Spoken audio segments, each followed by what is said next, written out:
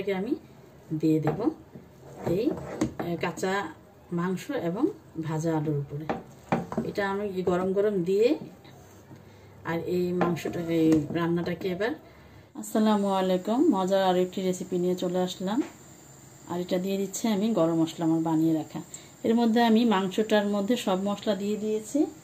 এখানে পেঁয়াজ বেরেস্তা, টক দই, মরিচের গুঁড়া, আদা রসুন সব কিছু দিয়েছি। মাংসটাকে আমি এখন ম্যারিনেট করে নেব। দিয়ে দেব সামান্য তেল, মাংসটা ম্যারিনেট করব, এবং দিয়ে দেব ঘি। ঘিটা আমি গরম করে গলিয়ে নিয়েছি। সব কিছু দিয়ে আমি এবার এটাকে খুব ভালোভাবে মাখিয়ে নেব। আচ্ছা, এখন মাংসটাকে আমি কম করে 2 ঘন্টা রেখে দিব, আর ফ্রিজে রাখলে ভালো হয়। আচ্ছা, এবার চলে আসলাম রান্নায়। আর আমি একটা পানি বসিয়ে দিয়েছি। এখানে দিয়ে দিলাম ডালচিনি, এলাচ, একটু স্টার মশলা, না ওইটা ডালচিনি, তেজপাতা, আর এই যে এলাচ আর লং, এলাচ আর লং দিয়ে আমি একটু ফুটিয়ে নেব। দিয়ে দেব পেঁয়াজ কুচি, আরও দিয়ে দেব প্রয়োজন অনুযায়ী লবণ, কারণ পোলাও চালটাকে আমি ফুটিয়ে নেব, এবং ঘি আমি গলিয়ে রেখেছি ঘি। অন্য পাশে আমি সামান্য তেল দিয়ে ভেজে নেব আলু।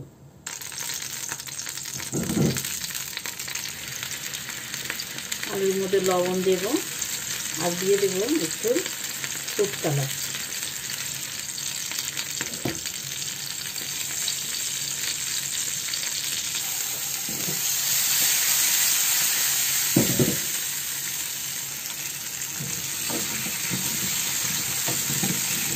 এই চামচটা আমি এবারে বাংলাদেশ থেকে নিয়ে এসছি। কাঠ ধুয়ে নিয়েছি, কিন্তু কেমন শুকনা হয়ে গেছে।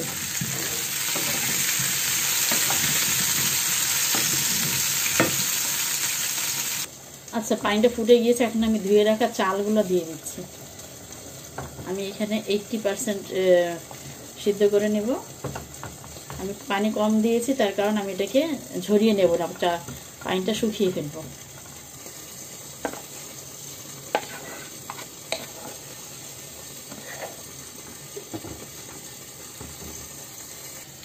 আলুটা হতে হতে আমি এখানে একটু ঘি দিয়ে দিলাম, আর এই পাশে আমি মাখিয়ে রাখা মাংসগুলা দিয়ে দেব, কারণ এটা আমি জাস্ট সেট করে রাখতেছি, পরে আর কি চালটা সিদ্ধ হলে যেন আমি দিয়ে দিতে পারি। মাখিয়ে রাখা মাংসটা দিয়ে দিলাম। মাংসের মধ্যে তো মশলা, তেল সবই দেওয়া। এটা রেডি রাখলাম। আলুটা ভাজা হলে আলুটা আর চালটা হাফ সিদ্ধ হলেই আমি দিয়ে দেব। কাচ্চি বিরিয়ানি মাংস কিন্তু বড় বড় হয়, কিন্তু আমি এটা অনেক বড় করিনি, এটা রেগুলার কাট করেছি। এই যে। আচ্ছা, এই কাঁচা মাংসের উপরে আমি দিয়ে দেব ভেজে রাখা আলুটা। আলুটা দিয়ে আমি এবার ফুটে গিয়েছে চালটা মোটামুটি। এখন আমি চালগুলো আলুর উপরে দিয়ে দেব। চুলাটা কিন্তু আমার বন্ধ এখনো। সবগুলো একসাথে দিয়ে তারপরে আমি চুলাটাকে অন করব।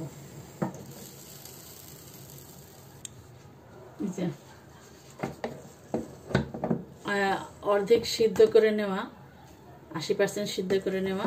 এবার চালটাকে আমি দিয়ে দেব এই কাঁচা মাংস এবং ভাজা আলুর উপরে। এটা আমি গরম গরম দিয়ে আর এই মাংসটা, এই রান্নাটাকে এবার দমে বসিয়ে দেব। এই যে এক হাতে দেওয়া যাচ্ছে না, এই জন্য আমি এইভাবে নিলাম। এইভাবে সম্পূর্ণটা দিয়ে আমি এবার এটাকে দমে বসিয়ে দিতে হবে।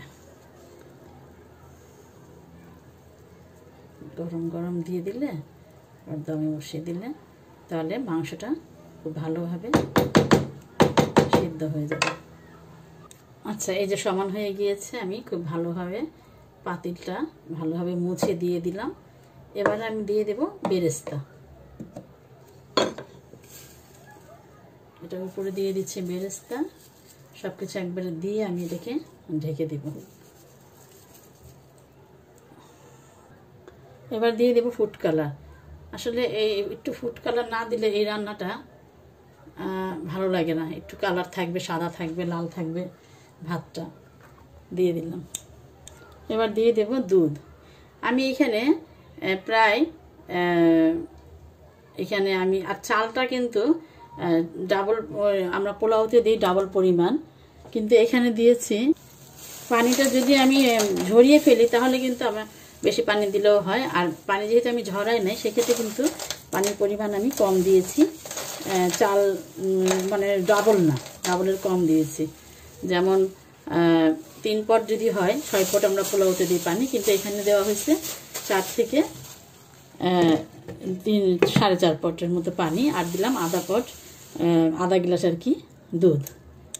আচ্ছা, এবার আমি চুলাটাকে জ্বালিয়ে দেব এবং চুলাটা জ্বালিয়ে আমি 5 মিনিট জোরে আঁচে রাখবো এবং তারপরে আমি নিচে একটা তাওয়া বসিয়ে দমে দিয়ে দেব। আচ্ছা, 5 মিনিট পরে এরকম একটা কড়াইতে আমি এখন এই যে কড়াই চুলাটা আস্তে করে দিলাম এবং এবার বসিয়ে দিয়ে আমি এই যে এটা এবার দিয়ে দিলাম এই চুলায় এবং ধিমা আছে বসিয়ে দিলাম। এখন আমি এটাকে 2 ঘন্টা করব। ফিরে আসছি 2 ঘন্টা পরে। আচ্ছা, তার আগে আমি খালি উপর থেকে ঘিটা দিতে ভুলে গিয়েছি, আরেকবার ঘিটা দিয়ে দিই। এরপরে আমরা চলে যাব দমে এবং 2 ঘন্টা থাকবে এই বিরিয়ানিটা, কাচ্চি বিরিয়ানিটা। এবার 2 ঘন্টা পরে ফিরে আসবো।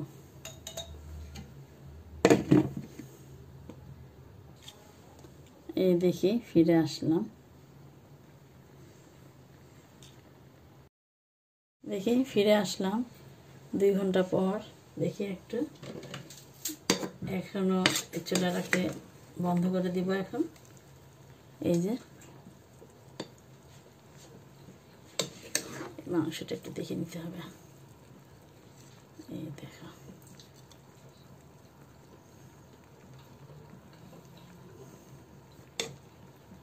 লালটা আলাদা রেখে একটা প্লেট নিয়ে আসি। এই যে এখন পরিবেশনের জন্য তৈরি হয়ে গিয়েছে। আমি এখন খাবারের জন্য নিয়ে নিচ্ছি। এই যে দেখেই বুঝতে পারছো কেমন সুন্দর লোভনীয় হয়ে গিয়েছে। যে খুব সুন্দরভাবে চালটাও হয়ে গিয়েছে ঝরঝরা একদম, আলুটাও হয়ে গিয়েছে সুন্দর। এই যে তৈরি হয়ে গেল খাসি। এভাবে আমি সবগুলা খুব ভালোভাবে মিশিয়ে নেব।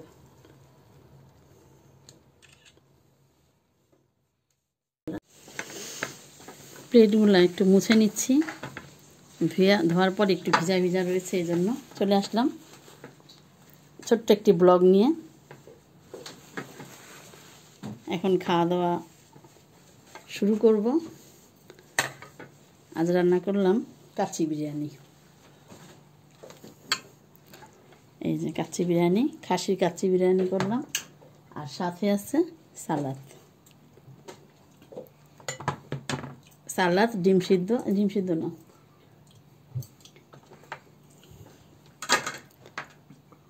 বেড়ে না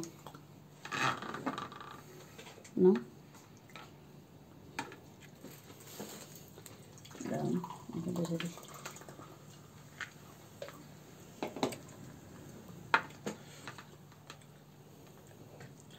হেভি হয়েছে, ভালো হয়েছে না?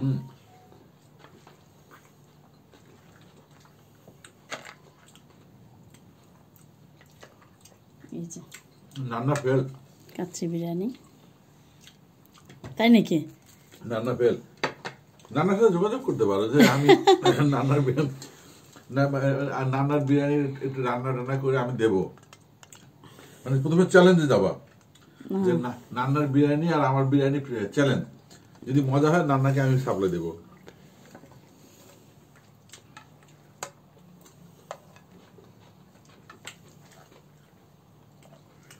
মাংসটা তো হেভি হয়েছে, মোমের মতন। তুমি ভিডিও করছো নাকি? হ্যাঁ ভিডিও করতেছি, টু বি কন্টিনিউ। নান্না বাবু নান্না কোম্পানি শুনে ফেললে তাহলে তো আমার নামে বদনাম, আমার নামে কেস করে দিবে। একটু সালাদ নিয়ে নিই, মজার সালাদ বানিয়েছে আমাদের মিস্টার মাসুদ হোসেনের সালাদ। যদি মনে করো এই কাচ্চিটা যদি মজা হয়, এই তোমার এই সালাদের জন্যই মজা হবে। একদম ঠিক কথা।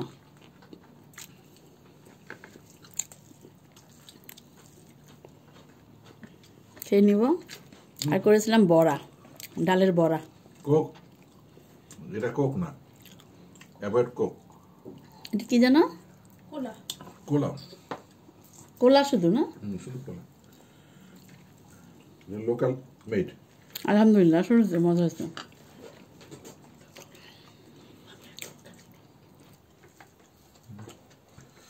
দেখো কেমন লাগতেছে তোমার? আলহামদুলিল্লাহ মজা হচ্ছে। আমার প্রশংসা তোমরা করবে। এখন তুমি জিজ্ঞাসা করেছি যে না আমি রান্না করছি। হ্যাঁ আলহামদুলিল্লাহ। না অনেক সময় নিজেরটা। আমার ঘরের এই রেসিপিটা হচ্ছে আমার, যদি বলো আমার সিগনেচার ডিশ, আমার ঘরের সবার পছন্দ। এই কারণে এটা মানে বেশিরভাগ সময় আমার এই রেসিপিটা করা হয়। আমাদের অনেক ভালো লাগে, তাই না মো? তোমার কেমন লাগে জানি না। মাশাআল্লাহ মজা হয়েছে অনেক। আমার প্রশংসা আমি আর কি করবো। মাংসগুলো একদম সুন্দরভাবে এটা খুলে গিয়েছে, নরম হয়েছে একদম সুন্দরভাবে। তাহলে আমরা খাওয়া শেষ করি। হ্যাঁ নিও না। আচ্ছা এই দেখো না, আম খাচ্ছে আরেকজনের যে ইসের প্লেটে উঠে এই আর ওঠেনি অমনি আম খাচ্ছে আরেকজন বসে। আমি নিয়ে নিলাম, না বলেই নিয়ে নিলাম সিনটা, দেশি স্টাইলে নাকি। মাগো কি বড় ঢেকে উঠল।